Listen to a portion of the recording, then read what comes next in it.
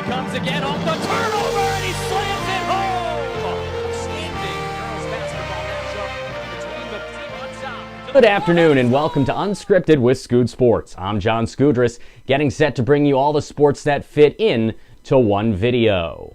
As always, please like, share, and subscribe. If you do enjoy the content, we'll be bringing you all sorts of sports content all year long here on Unscripted with SkoodSports. Like, share, and subscribe on Twitter, where we are available at SkoodSports, and online at www.johnsskoudris.com. Today we continue our trip around the National Football Conference of the NFL and stop at the NFC North.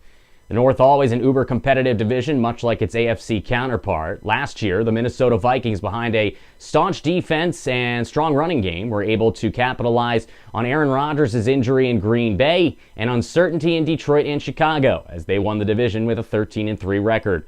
Ultimately, the Vikings' banner year stopped short of a Super Bowl berth, as they lost to the Philadelphia Eagles in the NFC Championship game.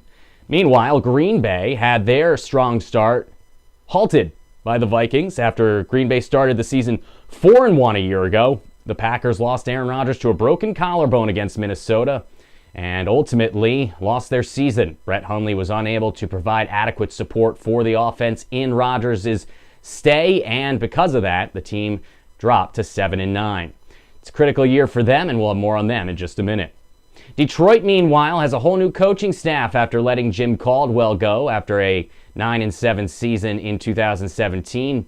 The Lions under Caldwell were just not able to get over that proverbial hump that they were hoping to, and they think that with a new coaching staff and a new cast of characters on defense, it could be their year in Motown.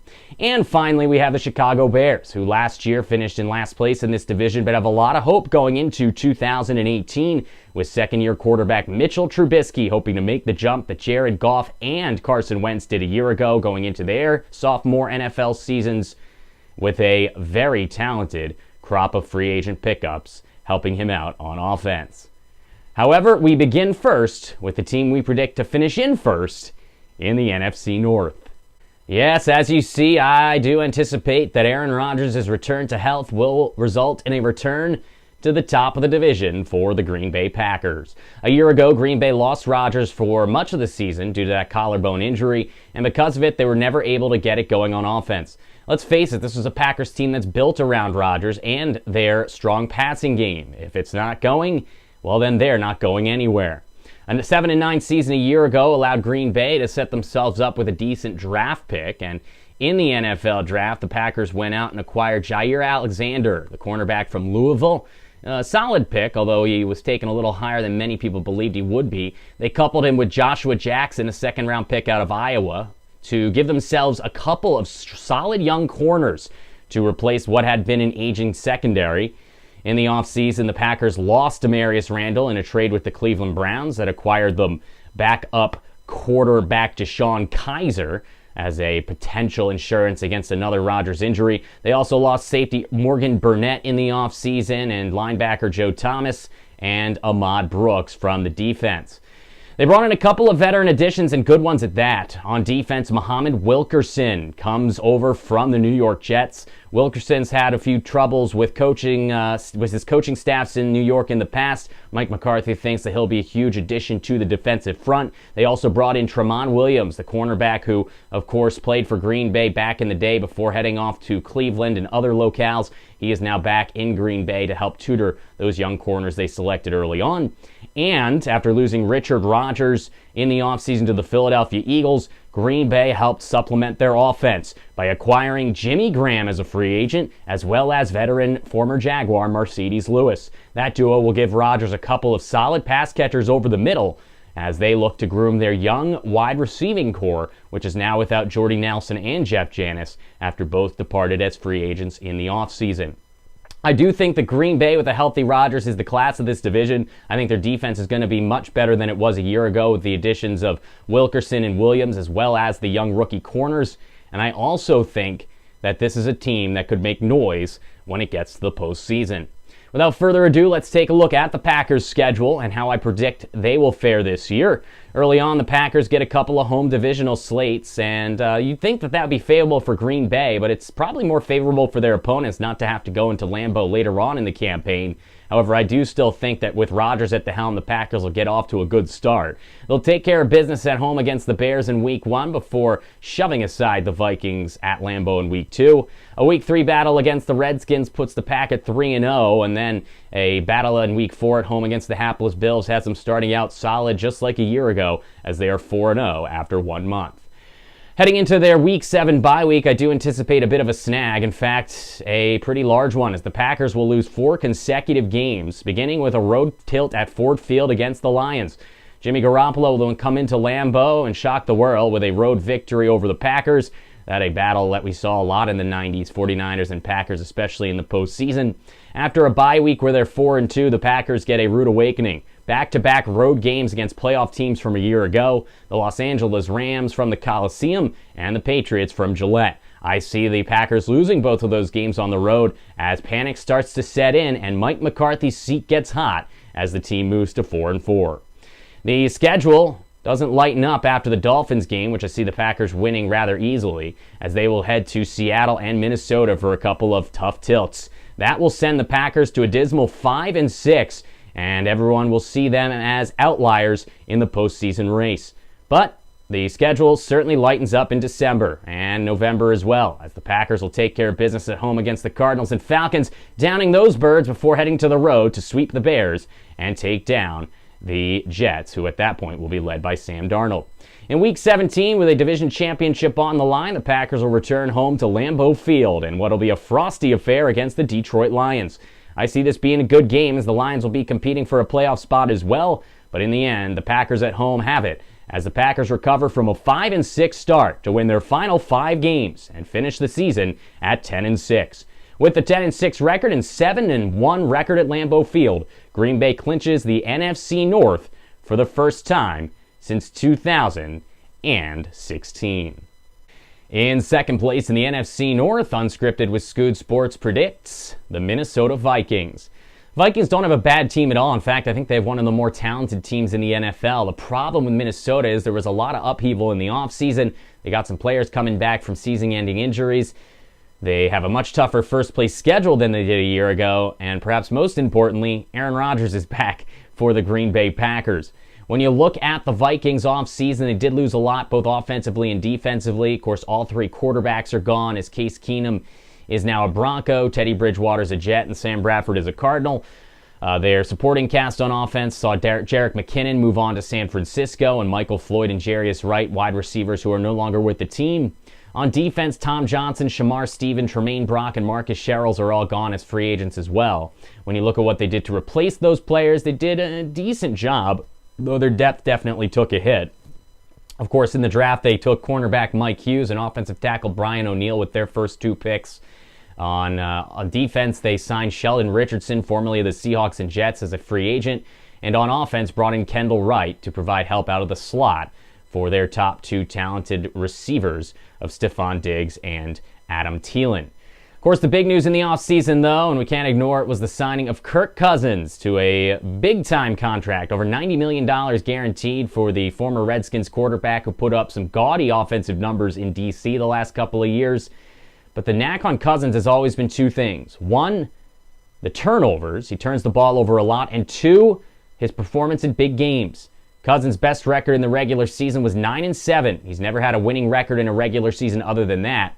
That was good enough to win the NFC East in a poor 2015 season, Chip Kelly's last year in Philadelphia. But they lost in the first round of the playoffs at home to the Packers, as Cousins was unable to get the job done in the wild card round. Now he comes over to Minnesota, where expectations are sky high. A team went 13-3 a year ago, is anticipating much of the same, if not more, with Cousins now expected to be better than Case Keenum. But will he be? Keenum was a game manager, at least up until that NFC Championship loss when he turned the ball over a couple of times. Going into that NFC Championship, Keenum had limited turnovers and helped the Vikings defense put opponents in poor field position, which was a huge reason for their 13 wins, and then, of course, their victory against the New Orleans Saints in the divisional playoffs. Now he goes to a Vikings team that expects him to be the hero and the man to lead them to their first Super Bowl appearance since Fran Tarkenton was under center in the late 70s. Without further ado, let's take a look at the Minnesota Vikings 2018 schedule predictions. As you see on your screen, I see the Vikings coming in 10-6 in the 2018 season, which most years would be good enough to get into the postseason. But unfortunately, this year the NFC looks to be incredibly competitive. There are maybe 10 or 11 teams I could see making the playoffs out of this conference compared to just 7 or 8 in the AFC. As you take a look at the Vikings slate, they get off to a solid 3-1 start by beating Jimmy Garoppolo and the 49ers, losing on the road to the Packers before coming back home and taking care of business against the Bills. I see them winning that road matchup on Thursday night against the Rams. As you know, typically I think that home teams win those Thursday night battles, but I like the Vikings early on this campaign, and I think that the Coliseum in LA has proven to be a poor home field advantage for the Rams. The Vikings then lose again to the Eagles as they continue to struggle against Carson Wentz and Philly. Wentz will improve now, or I should say Philly should improve now with Doug Peterson to 3-0 against the Vikings since 2016. Minnesota bounces back with victories against the paltry opponents of the Cardinals and the Jets before falling to the Saints at home in a rematch of a thrilling divisional playoff round a year ago. They'll take care of business against the Lions in Week 9 at home, beating their division rivals from U.S. Bank Stadium in Minneapolis, as that puts their record at a solid 6-3 heading into their bye week. Coming out of the bye, the Vikings hit a road bump as Mitch Trubisky and the Bears get a big home win, a statement game for Chicago in Week 11. They'll bounce back to beat Aaron Rodgers and the Packers on Sunday night in Week 12 to improve to 7-4. But the tough schedule continues as they lose to the Patriots on the road in a cold game at Foxborough. They'll bounce back on Monday night to beat a down Seahawks team with their pass rush wreaking havoc on Russell Wilson. Knowing that they control their playoff destiny, just needing to win out, the Vikings won't have enough mustard in order to get the job done. They'll win 2 out of 3 to finish the year, beating the Dolphins and the Bears, but losing to the Lions in Week 16 will prove costly, as at 10-6, and despite a 7-1 home record, the Minnesota Vikings will not be playing postseason football in 2018. It all comes down to tiebreakers, and I'll have more on that once I take a look at the entire NFC, but I see multiple 10-6 teams, at least 3, and that's going to cost the Vikings a trip to the postseason in 2018. In third place in the NFC North, despite an above 500 record, for the second straight year, I see the Detroit Lions falling short of the postseason. Of course, Detroit fired Jim Caldwell last year after finishing 9-7 for the second straight year. Caldwell, of course, led the team to a postseason loss to Seattle in 2016, but was unable to get them to the playoffs in 2017. He was replaced by Patriots defensive coordinator Matt Patricia, who we last saw getting baffled and bamboozled by Doug Peterson and Nick Foles in Super Bowl 52. The Lions made a lot of offseason moves, both offensively and defensively, to get themselves ready for the new head coaching staff. Offseason losses included former first-round pick tight end Eric Ebron and talented backup tight end Darren Fells. On defense, Dwight Freeney retired. Haloti Ngata moved on to the Eagles. They also lost linebackers Tahir Whitehead, Paul Warlow, and secondary players Don Carey and DJ Hayden. They replaced these losses both in the draft and free agency rather adequately, as they brought in Frank Ragnow, an interior offensive lineman, in the first round, as well as running back Kerryon Johnson in the second round. They also signed running back LeGarrette Blount from the Philadelphia Eagles, as well as tight end Luke Wilson, formerly of the Seattle Seahawks. That gives Matt Stafford a few weapons to go around. On defense, Ricky Jean-Francois and Sylvester Williams join the defensive front, while linebackers Jonathan Freeney and Devon Kennard come over as well. In the secondary, Deshaun Sheed was the big pickup from the Seattle Seahawks, as he will hope to help replace the loss of Hayden at the cornerback spot. Of course, when you take a look at Detroit, you can't overlook the fact that Matt Stafford is one of those guys who puts up huge numbers but is yet to win a postseason game, just like Kirk Cousins. This division has 2 of those such quarterbacks, as there's many throughout the NFL who have put up gaudy statistical numbers, even made Pro Bowls despite having never won a playoff game. I don't think that'll change this year, despite the fact that I like the talent on the Lions roster. They already had solid wide receivers, of course, Marvin Jones, Golden Tate, and young Kenny Golladay. The problem with the Lions is they just play in a tough division. I see this team going 9-7 again this year, and again not able to make the playoffs and even not able to get them into second place. But I do see this team trending upward moving into 2019. Without further ado, let's take a look at the Lions' schedule in 2018 and why I see them missing the playoffs for the second straight year, despite an above 500 record yet again. Early on, they have a bit of a tough slate, although I do see Matt Patricia winning his debut on Monday night against the New York Jets. That's the 7 p.m. early game in the Week 1 Monday night doubleheader. Followed by 3 straight losses against teams that I either see in the playoffs or as potential postseason contenders, as Jimmy Garoppolo and the Niners beat the Lions at home. The Patriots take care of business over Patricia and Detroit in a battle of master versus apprentice, Belichick versus Patricia, and then the Cowboys hold fort at home at AT&T Stadium to send Detroit to 1-3. That'll set up a critical matchup for Patricia and the Lions against the Green Bay Packers in Week 5, as they'll have to save their season with a victory, and they do so, as Matt Stafford has shown an ability to beat the Packers in recent years at least once, and I think that's exactly what he'll do this year, winning that home game in Week 5. After the bye week, Detroit gets an easy couple of games as they'll take care of business on the road at Miami and at home against the Seahawks to move above 500 for the first time since Week 1 at 4-3. Afterwards, a couple of games that'll be critical to their playoff hopes, and I see the Lions ending up losing these games on the road as they will fall to the Vikings and the Bears to put them back below 500 at 4-5. Back-to-back big wins against Cam Newton and the Panthers and the Bears on Thanksgiving puts them back above 500 6-5, but they'll go right back to the even mark with a home loss to the Rams in Week 13. 4 games to go. If Detroit has any playoff hopes, they'd have to win at least 3 of them, but probably win out. I see them winning 3 of them, beating the Cardinals and Bills on the road and the Vikings at home, before ultimately falling to the Packers in Week 17, in which would be a game that would decide the division. As I said when I was telling you the Packers' schedule, if the Lions won this, they'd win the division. If the Packers won, they would. I'm going to side with Aaron Rodgers and Lambeau Field in December, especially right around the new year when that will be frosty, probably snowy, and I just don't see Detroit able to keep up with Green Bay in Week 17. So as you see there, Detroit finishes 9-7 again, 3rd straight year that they're 9-7. Their reason for that, really, is strong slate at home, 6-2. The problem is, look at their record winning versus losing teams. 8-2 versus losing teams, just 1-5 versus winning teams. That's kind of the way I see this Lions squad. They're a team that is good, but they're not great. And Matt Stafford, over his career, has been good, but not great. He hasn't been able to beat those good teams when he's gotten a chance to play them. And I see more of the same here in 2018. So Detroit goes 9-7, a respectable year yet again.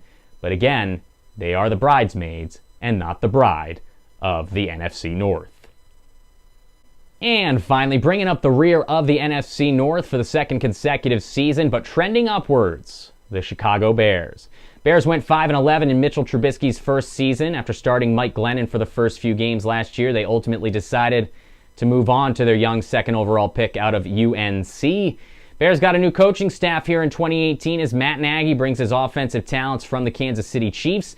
They really seem to be establishing themselves kind of around the way that the Philadelphia Eagles did 2 years ago when they hired Doug Peterson away as the offensive coordinator of the Chiefs, drafted a young quarterback 2nd overall, and then in his 2nd year surrounded him with offensive talent. You take a look at the last season, it was really an up-and-down rookie campaign for Trubisky, but a lot of that can be credited to the lack of talent around him. And we'll see if their offseason moves ultimately end up paying dividends. On offense, they brought in wide receiver Allen Robinson, who of course missed most of last year with a knee injury, but prior to that was considered one of the most really impressive up-and-coming receivers with Jacksonville in the entire NFL. They also brought in speedy slot receiver Taylor Gabriel to help out on the deep balls from Trubisky, as well as former Eagles tight end Trey Burton, who of course was the man who threw the touchdown pass in the Philly special, and when he wasn't throwing touchdowns in the Super Bowl, he was an incredibly key component of the Eagles offense, catching multiple touchdown passes a year ago. The Bears really ultimately play in a tough division. I think they're a year away from contention for a playoff spot. A lot of people disagree with me and see that they could be a playoff team this year with Roquan Smith, who finally signed as a first-round pick rookie with the team. That defense is going to be solid. It picked up in the second half of last year. It all comes down to whether or not Trubisky develops in 2018 to set them up for a postseason run in 2019. I actually see him having a pretty good sophomore campaign, even if it won't ultimately result in a postseason berth. Let's take a look at the Chicago Bears schedule as we take a look at the fourth place team in the NFC North. As you can see, I have the Bears improving 2 games from a year ago, from 5-11 to 7-9, and this is how I see their season shaping up. It's going to be a year of inconsistencies, a slow start followed by a solid middle of the campaign against an easier schedule, as the Bears will get off to a tough 0-3 beginning to the campaign, losing on the road on Sunday Night Football in Week 1 to the Packers. A home loss to the Seahawks and a road loss to the Cardinals put Chicago at 0-3, and a lot of people will be concerned with the direction of the team under Matt Nagy. He will soothe some of the concerns with a home victory against the lowly Buccaneers in Week 4, heading into the bye week at 1-3. A couple of losses coming out of the bye send the Bears to 1-5, identical record to what they had a year ago, as they will fall to the Dolphins and the Patriots in battle against the AFC East's best teams. They will then hit their stride, winning 4 straight in 5 of their next 6 games, taking care of business against the Jets and the Bills as they play AFC East opponents in 4 straight weeks in the middle of the year, before following that up with 2 critical division wins at home against the Lions and the Vikings. Thanksgiving will be a battle for playoff positioning, at least an opportunity to get into it, as the Bears do ultimately fall to the Lions on the road. They'll bounce back with a road win at MetLife against the Giants before losing 2 straight against tough competition at home in December against the Los Angeles Rams and Green Bay Packers. The Bears will ultimately finish up their season solidly by splitting their final 2 games, beating the 49ers in a game that could ultimately cost San Francisco a playoff spot on the road, and then falling on the road to the Minnesota Vikings in what will ultimately be a meaningless Week 17 game. So as you see, they're 7-9 overall, 4-4 at home, 3-5 away from home. I see them going 2-2 against the AFC East, 5-7 in the conference, as the Bears improve 2 games on their 2017 slate under Matt Nagy, the first-year coach formerly of the Kansas City Chiefs. Taking one final look at the NFC North predicted standings. Taking one final look at the NFC North's predicted standings, as you see on your screen there, I see the Green Bay Packers winning this division with a 10-6 record via the tiebreaker, 4-2 divisional record over the 3-3 Vikings divisional slate. As you also see, I see the Vikings missing the playoffs despite that 10-6 record in a very competitive NFC due to tiebreakers. The Lions in third at 9-7, another 9-7 year where they miss the playoffs. And the Bears, a respectable 7-9, improving on their season from a year ago by 2 games as they fall to last place in what is one of the most competitive divisions in all of football. That'll wrap things up here for Unscripted with SkoodSports. I'm John Skoudris. Next time out, we're going to be taking a look at the NFC South, another division where 3 different teams could stake their claim as the best. You have the Falcons, the Saints, and the Panthers, all teams who made the playoffs a year ago, all hoping to make it back in 2018. Until then, good night and good luck. I'm John Skoudris. We'll see you right here on Unscripted with SkoodSports. Comes again off the turn.